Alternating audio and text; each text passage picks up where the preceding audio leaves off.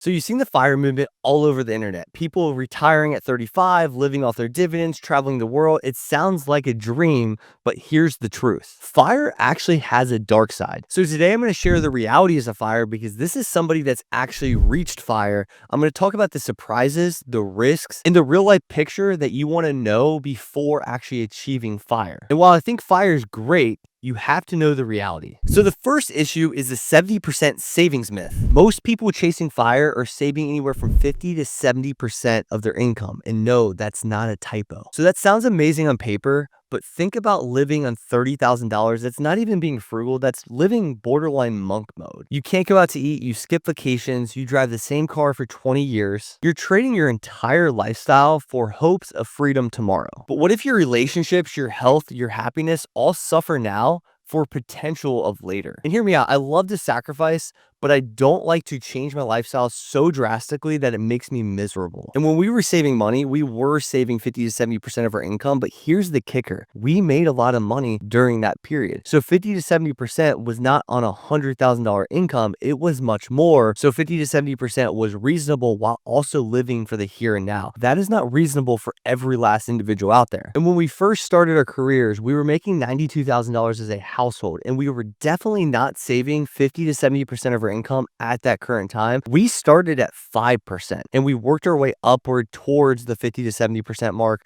to where we're at now. But that's because our income increased substantially to where it actually was able to handle the 57% savings rate without sacrificing everything in the here and now. The second thing you want to consider is burnout is real. FIRE often becomes an optimization game. Optimize, cut, repeat.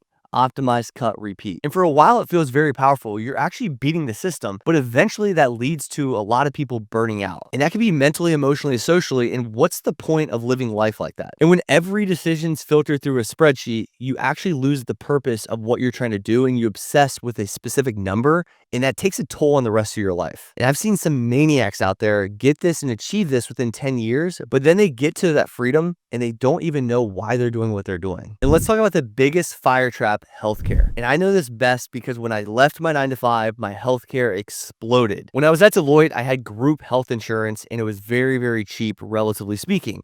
Once I owned my own company, and then we added Logan's situation to the mix, which is severe epilepsy, and that requires tons of medical billings, north of 200,000 so far in our first 3 years of life per year. Our healthcare exploded to about $2,400 a month. And that does not include out-of-pocket costs or deductibles that were obviously covered by us. And to give you an example, we've spent over 6 figures in healthcare every single year since she's been born. And so healthcare can be really expensive, especially if you end up having to use your healthcare in a substantial way. So at a bare minimum, make sure you're extra prepared for this moment. I would even budget north of $50,000 per year for healthcare out of pocket. Number 4, what actually happens after you reach FIRE? Let's say you make it, you hit your number, you achieve this, you quit your job. Now what? I've been blessed to come across a lot of smart people that have sold their businesses for upward of $50 million.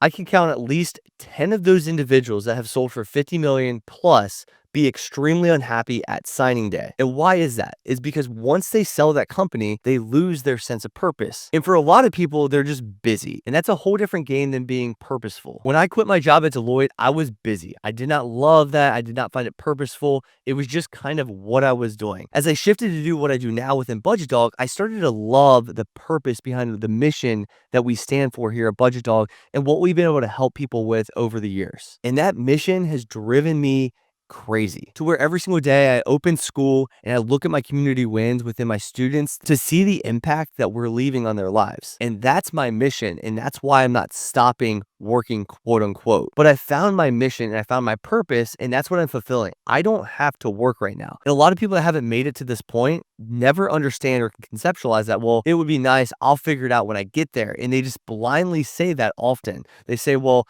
I would love to trade spots with you and I'll figure it out once I'm there. But they don't actually live this, and they don't understand that once they get here, it can be meaningless. As humans, we aren't meant to sit on couches and beaches and sip margaritas all day long. It gets boring after playing 9 rounds of golf 3 days in a row. You can't do the same thing over and over and over. You have to have purpose behind your life. And so the individuals that want to retire at 35 or 40, but they have zero reason to do so besides a number on a screen or a spreadsheet, they lose their sense of purpose and they lose everything their life is about. And so it might feel great for a month, and then you get bored, and then you get the itch to do something else. And one of the biggest things I've talked to many founders that have sold their companies for 50 million plus is, what do you do after, and how do you handle that shift? And that's something I'm currently dealing with right now, because I could eventually sell the business. I could eventually position myself to sell down the road, but I always ask myself, what's going to happen when I do that? Even if I made $100 million off that check, I'm looking at what happens after. I'm not really about the money. I'm about the freedom,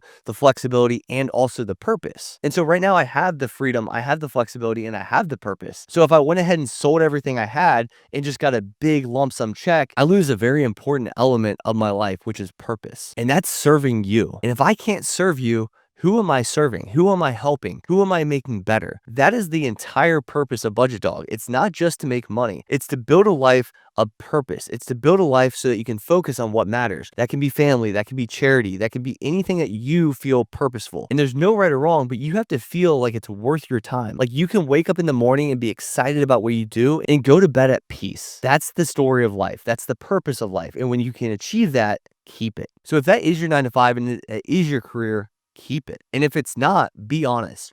Do not justify working a 9 to 5 or working or doing something you don't like because you're busy, and get that feeling of busyness with purpose confused, because that's also where 9 to 5ers go to die. Average people do that all the time. They'll justify the way they live right now because it makes them feel better, and they can't get over the hump that they don't like what they really do, but they don't know how to achieve financial freedom, and that's a scary thing to do. And that's the middle ground I'm trying to share with you today. So what does the FIRE movement get right? Now listen, I'm not trying to dunk on the FIRE movement. I'm trying to connect the dots for people that have not been there and people that have been there, and how to achieve the optimal life. You know, it made saving cool again. It gave people control. It questioned the lie that you have to work 40 years to make it. But if you're chasing FIRE, don't just chase a number on a spreadsheet. Chase a vision. That's precisely what I did when I built Budgetdog for what it is today. I did not even know going into this that there were people out there like you wanting this information. In fact, my wife forced me to create an Instagram account. She forced me to create social media accounts. I was a very private individual.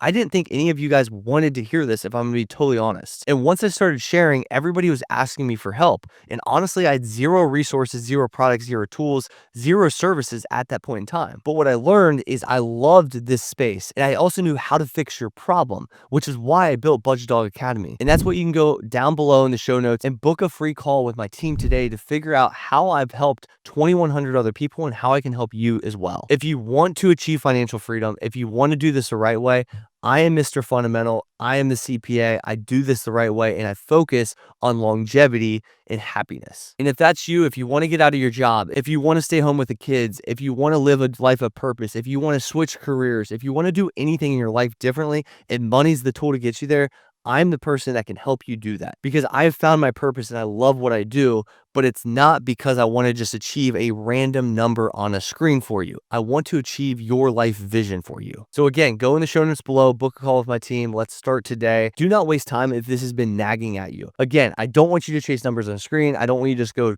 do FIRE for the purpose of FIRE. I want you to understand why you're doing what you're doing, and then let's make it actually come to fruition. So let me know in the comments, guys, what is your ultimate goal? What are you trying to achieve? And are you actually rethinking this entire FIRE movement? Let me know in the comments, and I will see you next week.